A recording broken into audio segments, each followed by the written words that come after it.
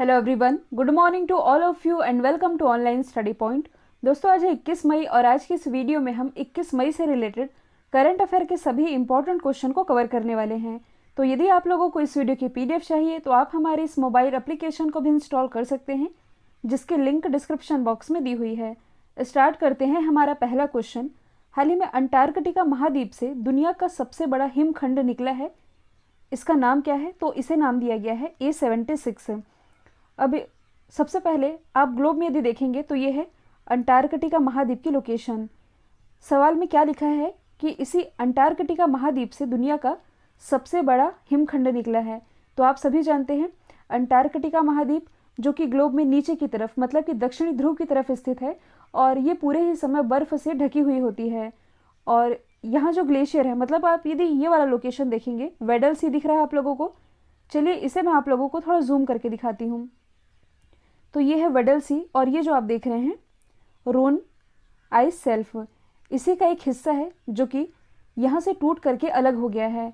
इसे नाम दिया गया है जो कि अभी मैंने बताया है A76 है और ये अभी तक दुनिया का सबसे बड़ा हिमखंड है जो कि यहाँ से टूट कर निकला है, जैसा कि आप इमेज में देख पा रहे हैं। और ये अभी तक टूटा हुआ दुनिया का सबसे बड़ा हिमखंड है, जिसकी जो लंबाई है 170 किलोमीटर है। मतलब आप सोच सकते हैं ये कितना बड़ा है। और चौड़ाई इसकी रही है 25 किलोमीटर तक की। और आइसबर्ग में वेडल सागर पर ये तैर रहा था। वेडल सागर की लोकेशन मैंने आप लोगों को दिखा ही दी है जहाँ ये तैर रहा था। अच्छा, इसका प्रभाव क्या पड़ेगा, मतलब कि ये जो हिमखंड टूटा है इसका समुद्र तल पर क्या प्रभाव पड़ेगा? तो आप सभी जानते ही हैं ये टूटा है, पिघलेगा, तो इससे क्या होगा, समुद्र जल का स्तर बढ़ेगा। अच्छा, इसे आप ऐसे भी रिलेट कर सकते हैं जैसे कि मैंने आप लोगों को कुछ दिन पहले ही ग्लोबल वार्मिंग के बारे में बताया था। ग्लोबल वार्मिंग जैसे कि जो ग्रीन हाउस गैसेस होती हैं, जो कि सूर्य से आने वाली जो किरणें होती हैं, इसे पृथ्वी पर तो आने देती है, लेकिन ये पूरी मात्रा में लौट कर नहीं जाती, इसे कुछ मात्रा में रोका जाता है। और ये जो कुछ मात्रा इसकी रुकी हुई होती है, इसी से तो हम मतलब कि हमें इसी से एनर्जी मिलती है। जो किसान कृषि करते हैं उन फसलों को धूप प्रॉपर मिल पाती है। और यदि ये पूरी ही अंतरिक्ष में लौट जाएगी तब तो हम ठंड के मारे मर ही जाएंगे, हमें सूर्य का प्रकाश कैसे मिलेगा? तो ये एक लिमिट मात्रा में इसका रहना भी आवश्यक है, लेकिन मानवीय क्रियाकलापों के कारण इसकी जो मात्रा है ये बढ़ रही है, जिसे हम क्या कहते हैं, वैश्विक तापन, यानी कि ग्लोबल वार्मिंग। और इसी से ही जलवायु परिवर्तन की समस्या का जन्म होता है। और जलवायु परिवर्तन की समस्या का मेन कारण देखा जाए तो यही है। इससे ग्लेशियर पिघलेंगे और ग्लेशियर पिघलेंगे तो समुद्र जल का स्तर है बढ़ेगा और इससे क्या होगा कि दुनिया के जो बड़े बड़े देश हैं, शहर हैं, ये समुद्र में समा सकते हैं। तो क्लाइमेट चेंजेस की समस्या ये दुनिया के सामने एक चुनौती बनी हुई है। और इसलिए भी हाल ही में जो न्यूजीलैंड गवर्नमेंट है, इसके द्वारा क्लाइमेट चेंजेस की समस्या के लिए एक कानून पारित किया गया है और इस पर कानून लाने वाला ये विश्व का पहला देश भी बना था। इसके अलावा क्लाइमेट इमरजेंसी लागू करने वाला विश्व का पहला देश ये है ब्रिटेन।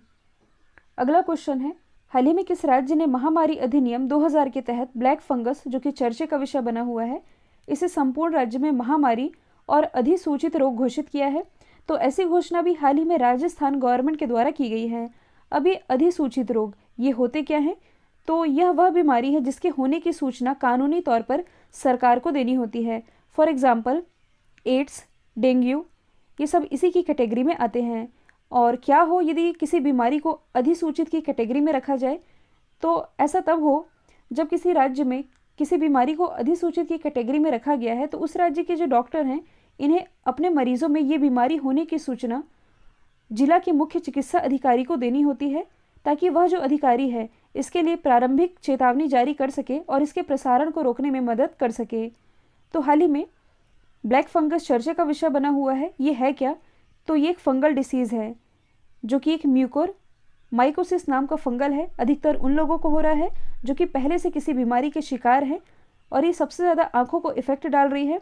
और ऐसे लोग जो कि कोविड से धीरे धीरे ठीक हो रहे हैं, सबसे ज़्यादा ये बीमारी उन्हीं मरीजों में देखने को मिल रही है। यदि आप करंट से रिलेट करेंगे तो इसी के लिए मतलब कि इस इन्फेक्शन से निपटने के लिए देश की पहली म्यूकर माइकोसिस यूनिट ये मध्य प्रदेश के भोपाल और जबलपुर में खोली गई है।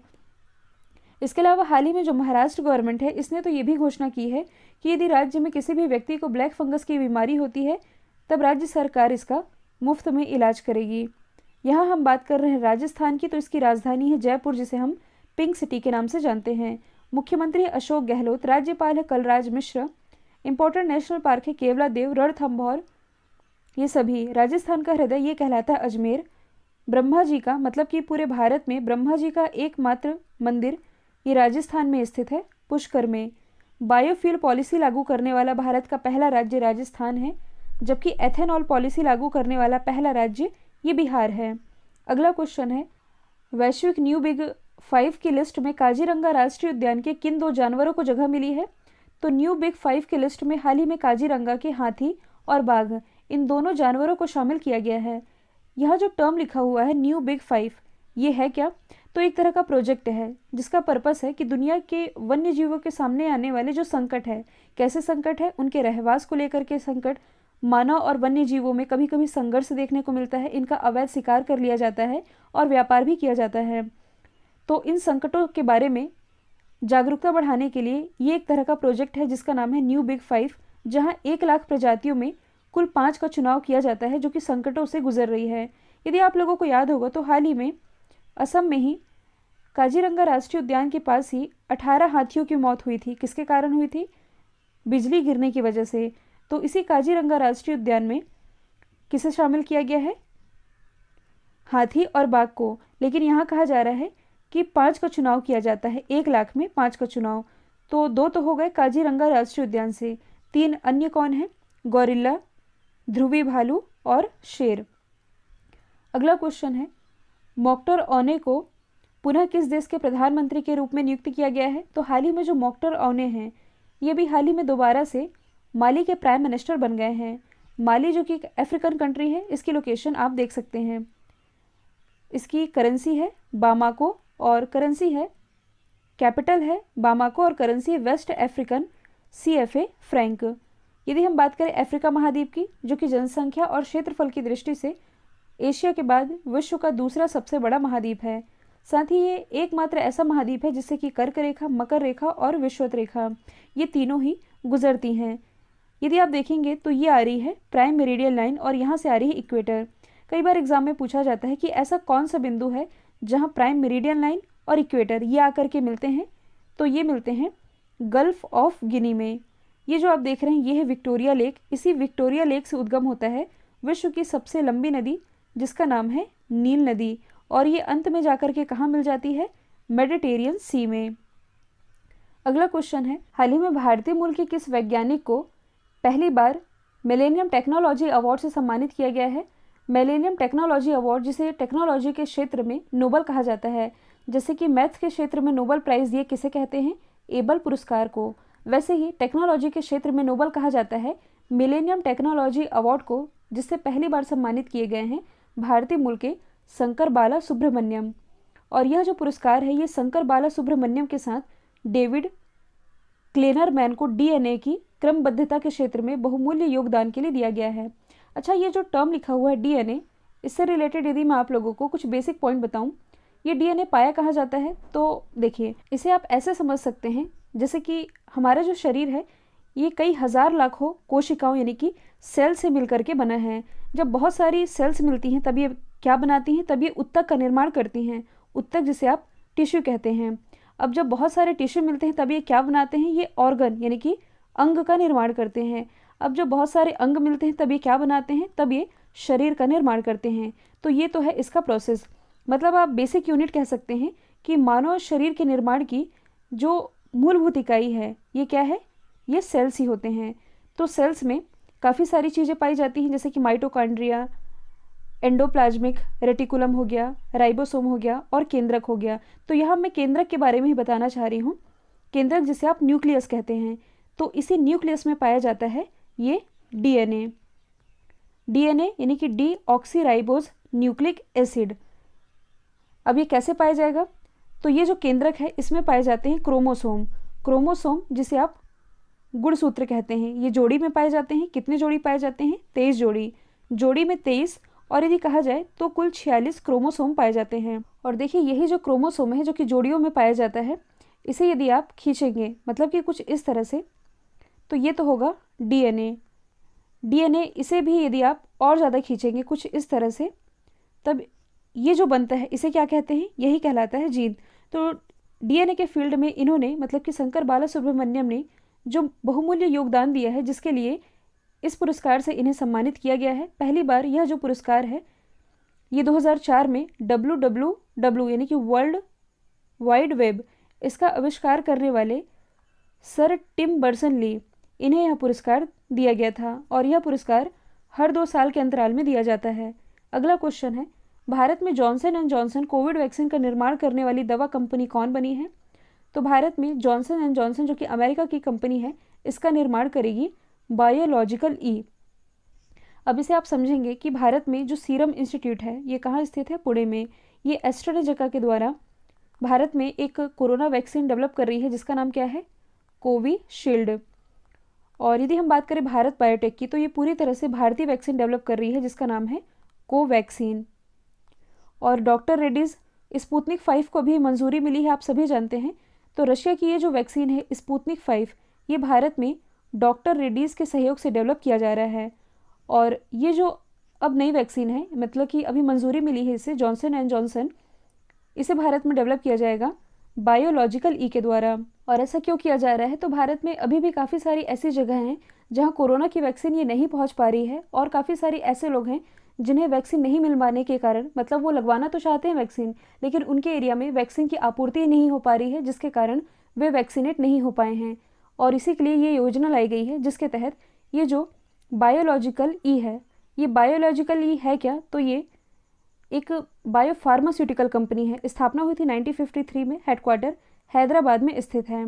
तो ये जो बायोलॉजिकल इंडिया है ये एक साल में भारत को 600 million Johnson and Johnson vaccine का उत्पादन करके देगी। इस वैक्सीन का तो उत्पादन करेगी ही साथ ये अपनी वैक्सीन भी तैयार करेगी। हालांकि दोनों की यूनिटें ये अलग अलग होंगी। साथ ही जॉनसन एंड जॉनसन वैक्सीन के उत्पादन में अमेरिका के द्वारा ये वित्त पोषित की जाएगी। अगला क्वेश्चन है, विश्व का पहला निजी डिजिटल कोर्ट यानी कि दुनिया का पहला प्राइवेट डिजिटल कोर्ट किसके द्वारा विकसित किया गया है? इसे डेवलप किया है ज्यूपिटर्स जस्टिस टेक्नोलॉजी ने।